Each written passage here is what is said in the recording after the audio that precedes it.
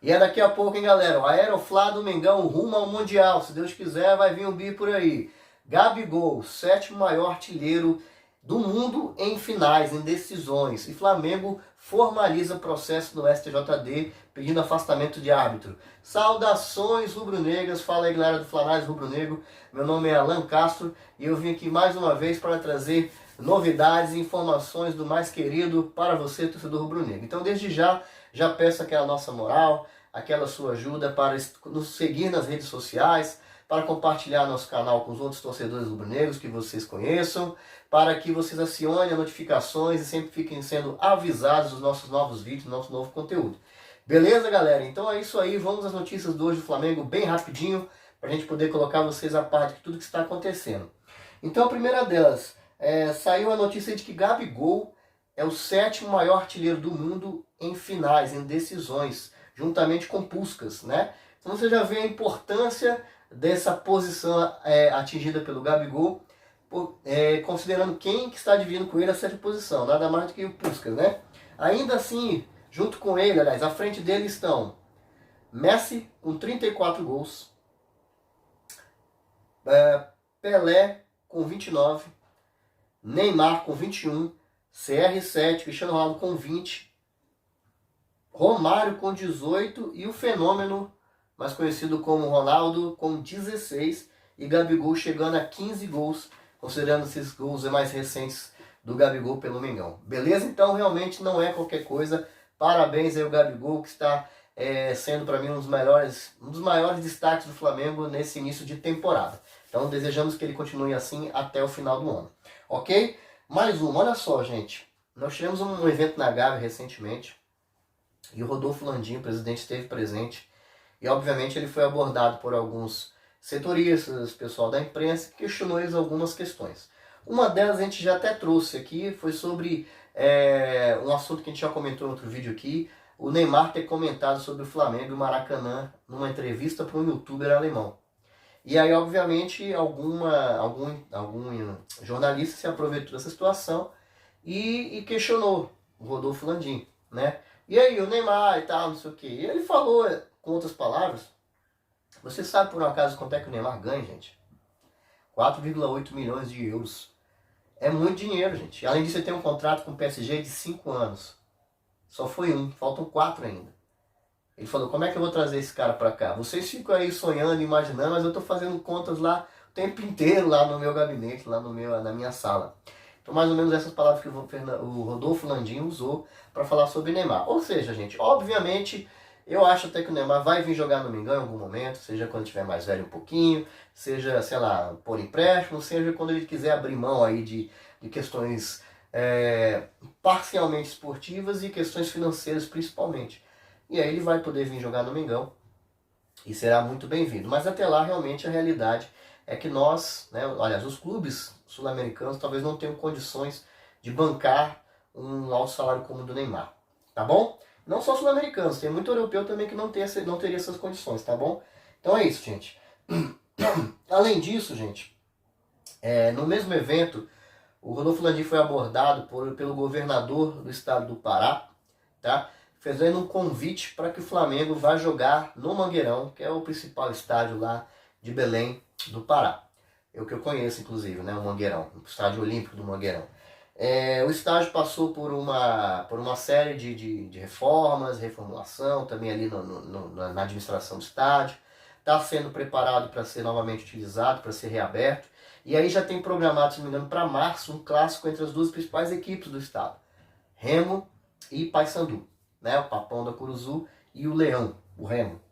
E depois, né, ainda surfando nessa nova fase do estádio, ele gostaria de convidar o Flamengo para jogar lá. Ainda não se sabe qual competição ainda seria isso, seria um jogo amistoso, enfim, um encaixe para que o Flamengo jogasse alguma partida lá, considerando que no estado do Pará, assim como o norte, todo o norte e todo o nordeste, tem muito torcedor flamenguista. Ele queria levar o Flamengo lá para poder prestigiar os torcedores que lá estão. Beleza? Não sei do desfecho dessa história, vamos continuar acompanhando, mas aí já foi feito esse convite, tá? Ainda nesse evento, o Flamengo já tinha mandado um ofício, aliás, aproveitando esse evento, mas o Flamengo já tinha mandado um ofício à CBF pedindo afastamento preventivo, o afastamento em si, do árbitro Wilton Pereira Sampaio. Tá? Falando de outro assunto agora. Foi o árbitro que já apitou recentemente as finais de Copa do Brasil e agora a Supercopa. Eu não gosto de ficar vindo aqui e ficar chorando sobre o leite derramado. Ou ficar reclamando de arbitragem, mesmo quando o árbitro tem errado num lance que é capital. Tá? Não vou entrar nesse mérito, eu acho que passou, já passou. Acho que o Flamengo tivesse jogado bem, principalmente defensivamente, como sistema, né, um sistema como um todo, o Flamengo tivesse feito uma apresentação melhor, não precisava que a gente reclamando de nenhum lance. Né? Poderia ter sair de lá vitorioso, até porque fez 3 gols numa equipe que vai muito bem defensivamente. Só que o Flamengo conseguiu ser péssimo defensivamente e aí saiu de lá derrotado, merecidamente derrotado. Beleza? Mas depois desse ofício que o Flamengo tinha mandado para a CBF, agora veio essa notícia que o Flamengo entrou com um processo no STJD pedindo afastamento do mesmo árbitro, Wilton Pereira Sampaio. E, se não me engano, por 120 dias. E aí teria montado lá aquele famoso dossiê mostrando recorrentes erros do árbitro, né, nos jogos do Flamengo. O próprio jogo contra o Corinthians, na minha opinião, mesmo tendo VAR, né, mais uma vez ele não foi lá ver o VAR, ele ficou com a equipe que fica nos bastidores lá, a equipe só para analisar o VAR, não foi lá ver na cabinezinha dele. Ele anulou um gol do Gabigol que para mim foi assim, forçou a barra nessa final contra o Corinthians. Tá? Seria ali o 2-0, início do jogo, com 2 gols atrás, o Corinthians ia ter uma outra mentalidade, ia ser um outro jogo. Tá? E a gente arriscou ali quase perder aquela final. Ganhamos nos pênaltis, com sufoco, com virado nos pênaltis. Né? Então, assim, não somente lances capitais, mas assim, erros recorrentes em termos de faltas, a forma como ele apita parando demais o jogo, favorecendo cera, favorecendo antijogo, principalmente quando o Flamengo está em desvantagem no placar. Então, não sei exatamente o conteúdo, obviamente, mas o Flamengo teria formalizado esse processo junto ao STJD, pedindo 120 dias de afastamento, vamos aguardar o desfecho disso.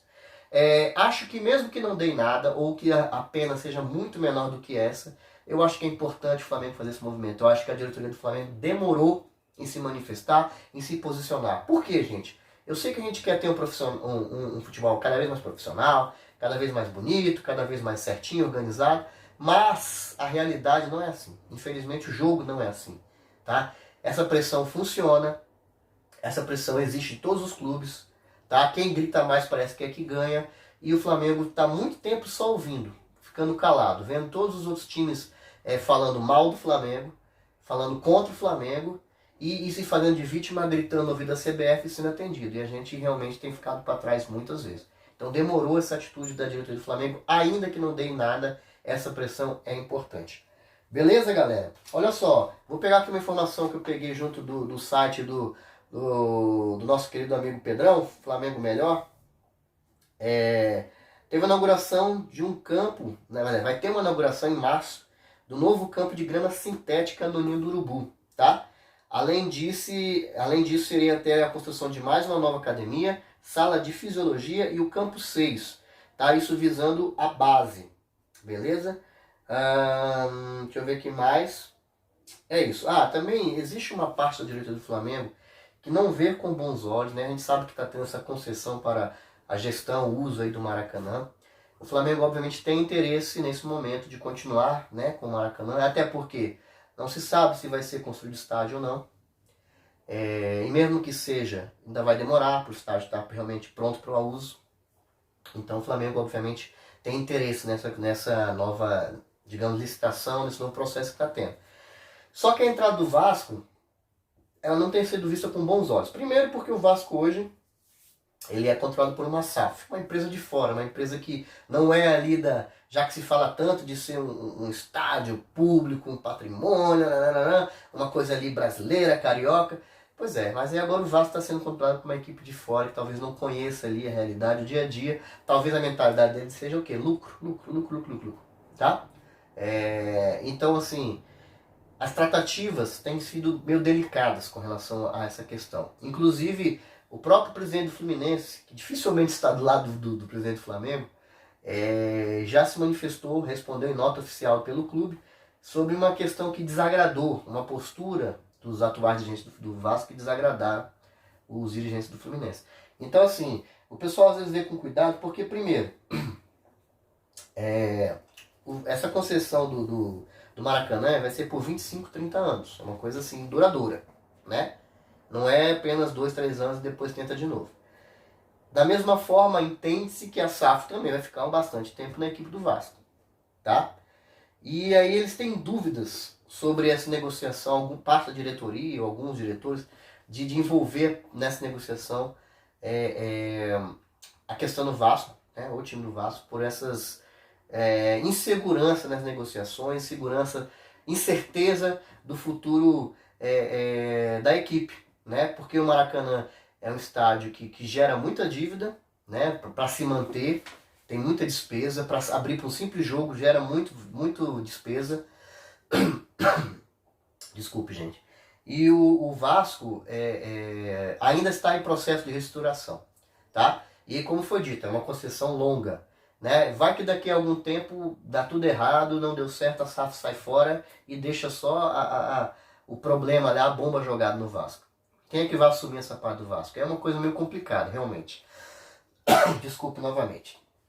Além disso, se tem sempre uma questão do pezinho atrás com relação de 3 times estarem usando sempre a grama do Maracanã, o gramado, o campo, né? Porque isso aceleraria demais o desgaste do gramado e chegaria a algum ponto que teriam que parar, interromper os jogos lá e não se vê com bons olhos essa situação para o Flamengo, nem o próprio Fluminense, nem para ninguém. Acho que ia ser ruim para os 3, tá? E aí dá gente que defenda que essa posição do Vasco é por pura implicância, para poder tumultuar. Mas eu não tenho essas informações, eu só estou reportando o que eu já li a respeito do assunto.